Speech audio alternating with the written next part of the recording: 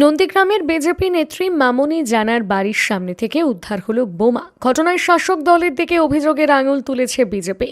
চাঞ্চল্যকর ঘটনাটি ঘটেছে নন্দীগ্রামের শামসাবাদ গ্রাম পঞ্চায়েত এলাকার আমগেছিয়া গ্রামে। বিজেপি নেত্রীর অভিযোগ, গতকাল রাতে তার উপর হামলা করার উদ্দেশ্যে তৃণমূলের আশ্রিত দুষ্কৃতীরা তার বাড়ির সামনে এসেছিল। পরে বাড়ির সামনে থেকে উদ্ধার হয় বোমা। তবে সম্পূর্ণ অভিযোগ অস্বীকার করেছে তৃণমূল কংগ্রেস। কালকে রাত 12টা নাগাদ আমার বাড়ির সামনে এবং আমার যে রুমের যে জানালা আছে, জানালার সোজা কিছু গাছ কাটার আওয়াজ পায়। আমার বুথের সভানেত্রী আছে, ইনি আওয়াজ পেয়ে, ইনার একটা ছোট গরিব বাড়ি, তো ছোট একটা দোকান আছে রাস্তার উপরে, চা দোকান আছে। ওরা ভেবেছে যে ওই চা দোকানটা ভাঙছি।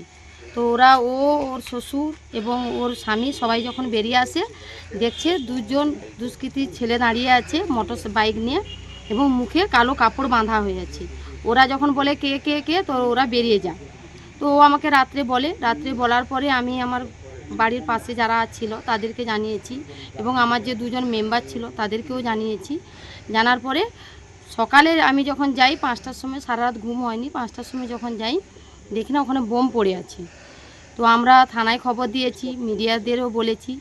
এবার থানায় পুলিশরা এসে ওই বোমটাকে নিয়ে চলে যায়। তারপরে আমার বাড়ির সামনে এসে এখানে বোম রেখে দিয়ে গেছে এবং গাছ কেটেছে, 3-4টে গাছও কেটেছে। এখন আপনারা দেখতে পারেন।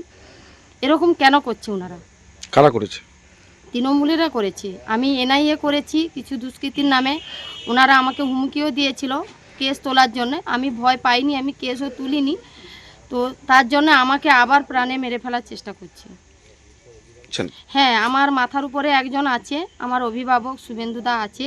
তো ওনাকে আমি জানিয়েছি, উনি নিশ্চয়ই আমার নিরাপত্তার ব্যবস্থা করবেন। আপনার নাম? নন্দীগ্রাম 2 উত্তর মণ্ডলে মহিলা মোর্চার সভানেত্রী মামনি জানা। এটা সম্পূর্ণ মিথ্যা কথা।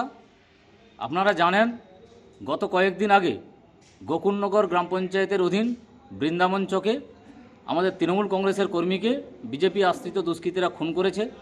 তারও কয়েকদিন আগে ডিসেম্বরের 8 তারিখে কালীচরণপুর পঞ্চায়েতের অধীন 7 নম্বর জলপাইয়ে আমাদের তৃণমূল কংগ্রেসের কর্মীকে খুন করা হয়েছে।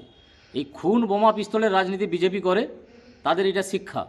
তৃণমূল কংগ্রেসের কখনো কর্মী কখনো বোমা পিস্তল কোথায় থাকে, কোথা থেকে পায়, কোথা থেকে আসে, তারা কিন্তু জানে না।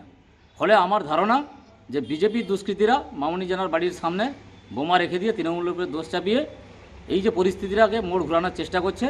তবে আমি কথা দিচ্ছি যে শামসাবাদ সহ গোটা নন্দীগ্রামের তৃণমূল কংগ্রেস কর্মীরা কখনো বোমাগুলি পিস্তলের সঙ্গে সম্পর্ক নেই।